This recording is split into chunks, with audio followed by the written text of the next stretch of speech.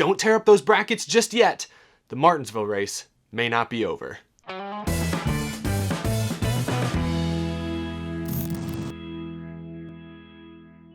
How's it going, y'all? My name is Eric, and welcome to Out of the Groove. Well, I told y'all last night we were gonna have plenty to talk about early this week. I'm filming and editing this video at kind of a weird time. Information is coming out as we speak, but I wanted to try and get this video out there before NASCAR announces whatever they may announce, either today, tonight, tomorrow, sometime, with last night's points battle coming down to the absolute wire, literally the final corner of the final lap, with 3 drivers separated by only 1 point for the final 2 championship 4 spots. We all should have known it wasn't going to be that simple. NASCAR this morning announced they are reviewing 2 incidents from late in last night's race, and depending on how NASCAR rules in these 2 incidents, the championship 4 may change. I'm going to explain exactly what I'm talking about. We're going to look at the multiple incidents. We're going to look at the past precedents that may come into play in this case. Just some more fun playoff discussion after, last night's heated discussion and debate. If you missed my video last night, I went into great detail in last night's episode as well, so you should definitely go check that out. But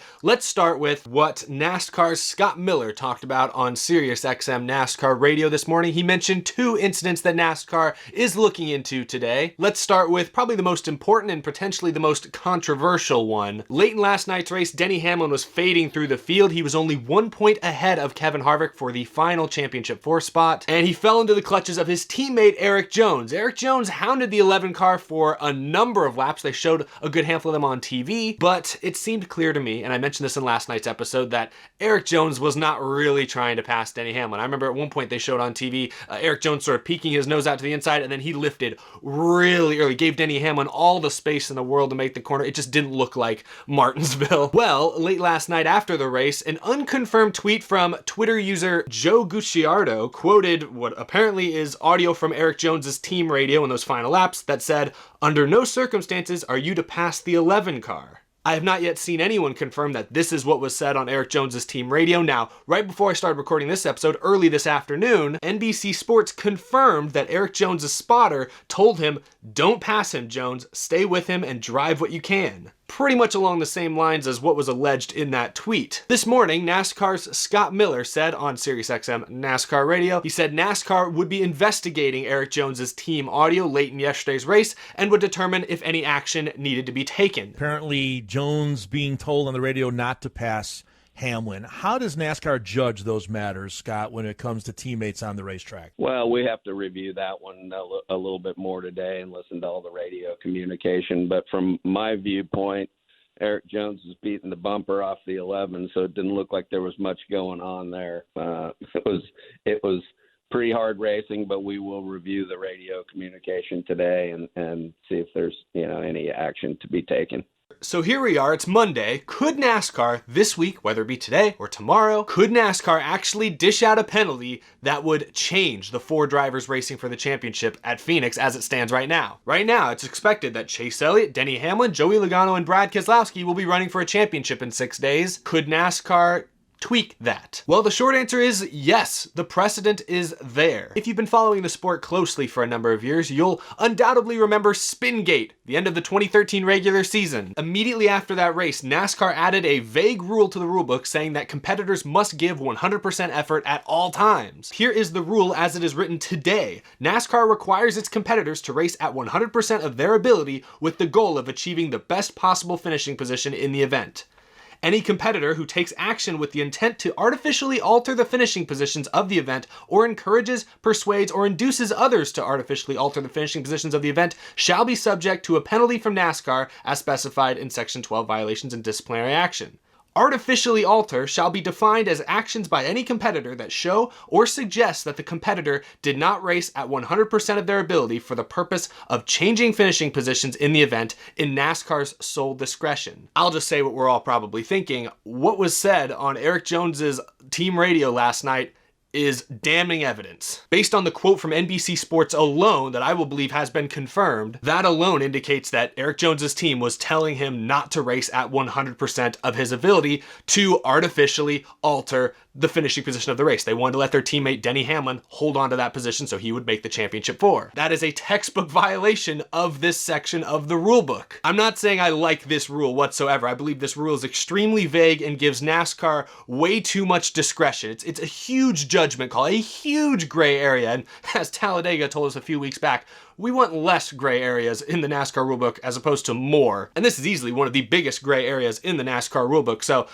just based on reading that text as objectively as possible, I believe Erik Jones's team broke the rules. Joe Gibbs Racing, I think, may be in trouble. So assuming NASCAR does conclude that Erik Jones and Joe Gibbs Racing committed a rules violation, what will be the penalty? Let's go back to Spingate really quick. I'm gonna do a brief synopsis of everything that happened at Richmond that night. Michael Waltrip Racing driver Clint Bowyer spun out late in that race to bring out a caution that his teammate Martin Truex Jr. desperately needed, because if the race had run green, it looked like Truex was gonna be knocked out of the chase, the playoffs. That caution and the pit stops that followed ultimately changed the outcome of the race. NASCAR said later on that they actually did not confirm that Clint Bowyer spun out intentionally, even though there was code used over the radio. Does your arm itch? Might need to scratch it, you know, that whole deal. NASCAR actually never penalized MWR for the Clint Bowyer spin. What NASCAR took exception to was Michael Waltrip Racing's third driver, Brian Vickers, inexplicably pitting during the final restart. NASCAR went back and was able to confirm via the radio communications between Brian Vickers and his team that they intentionally pit right there. They made up that they had like a tire going down or something. And the reason they pit was that it gave Martin Truex Jr. an important position on the racetrack that he was gonna need to ultimately qualify for the chase. Now, when the race ended, when the checkered flag flew, Truex was in the chase. He had qualified thanks to all of the shenanigans his teammates had done. But upon review of all these different things, NASCAR ended up handing Michael Waltrip Racing a $300,000 penalty, and they docked all 3 of their drivers 50 points each. That 50-point penalty effectively did knock Martin Truex Jr. out of the playoffs. And because of all the weird shenanigans, this was the year that NASCAR then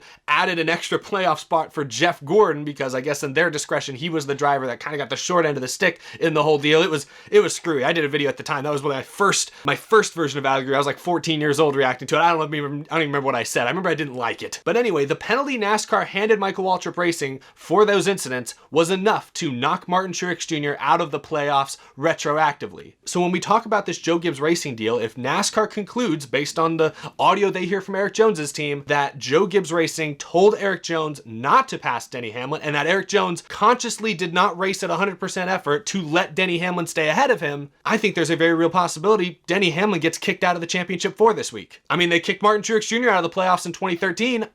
I don't see why they wouldn't make the same call today. Not to mention an example just last year at Homestead. NASCAR penalized Rick Ware Racing and Premium Motorsports for manipulating the end of the race to ensure Premium ended up as the top non-charter team in the standings. NASCAR docked them points and gave Gaunt Brothers the points position. It seems clear, assuming that Erik Jones audio is real, that they broke the rules, and the precedent has already been set. If you break the rule in that way, you run the risk of your teammate getting kicked out of the playoffs. So I wouldn't be shocked if in the next few hours or day or so, Denny Hamlin gets booted from the championship 4. Now, in favor of who? That's another question. This is where we have to talk about the second controversy that NASCAR is looking at, because if Denny Hamlin gets kicked out, the obvious choice is they would take the next highest guy in points and put him in Hamlin's place, and that would be Kevin Harvick, who finished 1 point. Actually, he ended up finishing like 7 points out because he wrecked on the last lap, which is what we're going to talk about. It would seem like they'd replace Hamlin with Kevin Harvick, but not so fast. Scott Miller also mentioned on SiriusXM NASCAR radio today that they were reviewing Kevin Harvick's incident with Kyle Busch on the final lap of last night's race. Harvick last night, knowing that he was 1 point out in the final corner, seemed to kind of hang a right on corner exit, spun Kyle Busch around. He also spun himself out, so Harvick ultimately was not able to beat Busch to the line, was not able to get the position, so it didn't work out for Kevin Harvick whatsoever, but he did seemingly intentionally wrecked Kyle Busch at the end of last night's race. During the broadcast today, Scott Miller said that this incident is something that we'll look at, but it was not going to change anything last night, so we'll review that one today as well, referring to Monday. Now, in that quote, he does say that incident he didn't feel like was going to change anything last night. To me, that makes it sound like if they do determine that Harvick intentionally wrecked Kyle Busch and that's worthy of a penalty, maybe the penalty won't be super steep, but he does say it wasn't going to affect anything last night. Last night, as far as everyone knew, Harvick was out of the playoffs. Obviously, they weren't going to just put him in the playoffs for trying to wreck Kyle. That wouldn't make any sense, obviously. But with this new information about Hamlin and Jones and everything, I don't know now. Does this mean Harvick is now ineligible? Would potentially be ineligible to grab that 4th spot if Hamlin gets kicked out? Oh, my head hurts. My head is spinning. It's unclear to what severity NASCAR is looking at the Harvick-Kyle Busch incident. There is, again, some precedent recently for this kind of penalty. You know, Bubba Wallace last year at Texas intentionally spun out to bring out a caution late in the race, and he basically admitted to it in his post-race comments that, yeah, he intentionally wrecked. He admitted it straight up and kind of dared NASCAR to penalize him. NASCAR did. They handed him a pretty severe penalty. The difference here is Kevin Harvick never explicitly said he did it on purpose. He did admit in his post-race interview that he was trying to get into Kyle Busch's door because he knew that was his last chance, but he never explicitly said, I wanted to wreck a guy, I wanted to bring out a caution or whatever it was. He didn't explicitly say any of that I have heard or seen. So this could end up falling under a similar category as the Clint Bowyer 2013 Richmond spin. Per pretty much all available evidence, he spun out on purpose as part of Spingate. But remember, NASCAR did not technically penalize MWR for Clint Bowyer. The penalty was for Brian Vickers and all the other stuff. NASCAR said then that they could not confirm 100% that Bowyer spun out on purpose. I think based on that precedent, it's going to be very difficult for NASCAR to confirm with 100% assurance that Harvick intentionally tried to wreck Kyle Busch. I think it's obvious Harvick was trying to get into Kyle Busch and rub up into his door or his quarter panel. I don't think he was necessarily trying to junk Kyle Busch. And obviously he didn't junk Kyle Busch. Busch didn't even lose any positions in the incident. He just did a little 360 and skirted across the line. Harvick's the one who really got junked in the whole deal. So anyway, these are two big incidents that NASCAR is looking at, and they very well could retroactively change who the 4 drivers racing for a championship in a few days are. Here's my opinion. I don't like the 100% effort rule, but in the sport of NASCAR, I think there are a lot of these judgment calls that ultimately do need to be made. I mean, think about, I know I'm going to compare NASCAR to stick and ball sports again. Y'all hate that. But even in other motorsports, there are judgment calls that often affect the outcome of races. Was that an illegal block? Was he forced beyond track limits? You know, there's always a gray area. There's always a judgment call in motorsports and sports in general. You know, was that a foul in a basketball game? Was that a holding penalty or a pass interference call in the NFL? You know, officials get calls wrong and they get calls right all the time. So as much as I wish it was possible, I don't think you can fully get rid of all judgment calls in NASCAR. But I do wish this rule was written a little bit differently and was a little bit more specific. Now, if I am looking at the rule book and interpreting it as it's written, Erik Jones is going to get a penalty, or Joe Gibbs Racing should get a penalty. Should it be severe enough to kick Denny Hamlin out of the championship 4?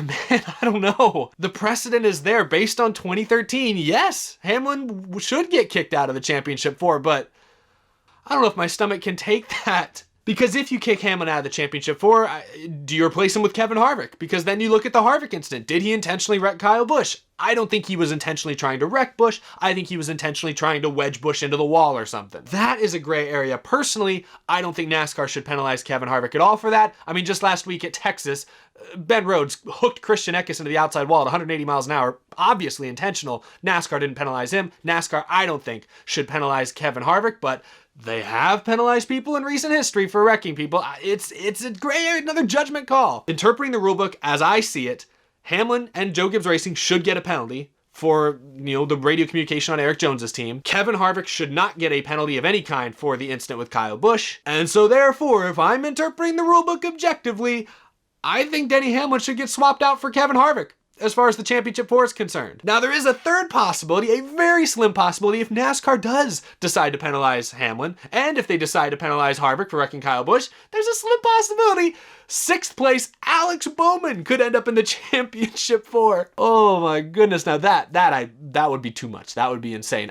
It sucks. It sucks that it comes down to this. This isn't a fault of the NASCAR playoff system. What this really comes down to is you had 3 guys separated by 1 point on the final lap of last night's crucial race. I mean, it was great drama. Everyone last night said the race was fantastic, even if they didn't love the playoff format and how it shook out. Great drama sometimes comes with great controversy, and sometimes that's what sells, let's be honest. I don't want to see these races come down to controversy like this, and I don't want to see big decisions like this being made on a Monday or a Tuesday, but I'm just bracing y'all for impact. Looking at the rulebook, I would not be shocked if Denny Hamlin gets swapped out for Kevin Harvick here in the next 24 hours. That's why I said at the beginning of the episode, do not tear up your bracket just yet. This may not be over. I do want to make this clear. I don't think Joe Gibbs Racing telling Erik Jones, hey, race Denny Hamlin easy here. Do not try to pass him. I don't think that should be deserving of a major penalty like this. Team orders are a big deal in other major motorsports. They've always been frowned upon in NASCAR, but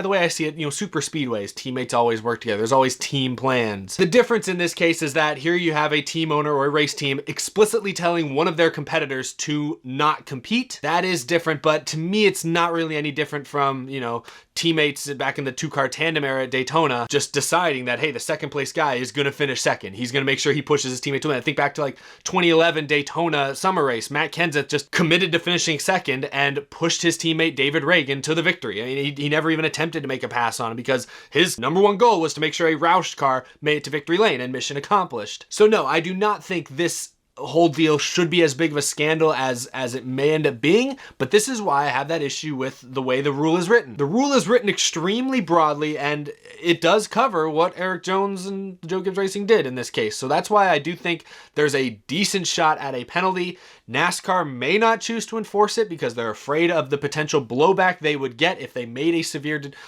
penalty decision during the week, especially the week leading up to the championship race, a decision that would definitely or could definitely affect the championship battle.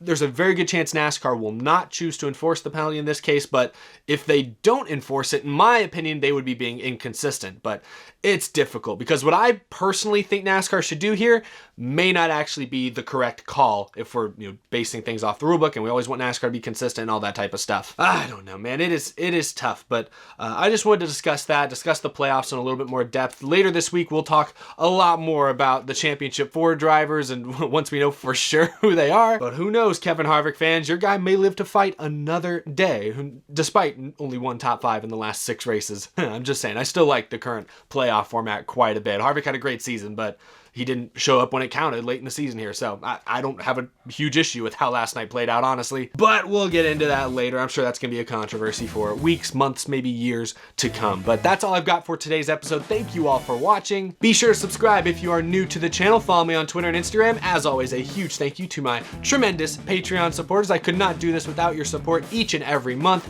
Thank you a ton. Have a great rest of your Monday, everyone. Take care. I will see you very soon.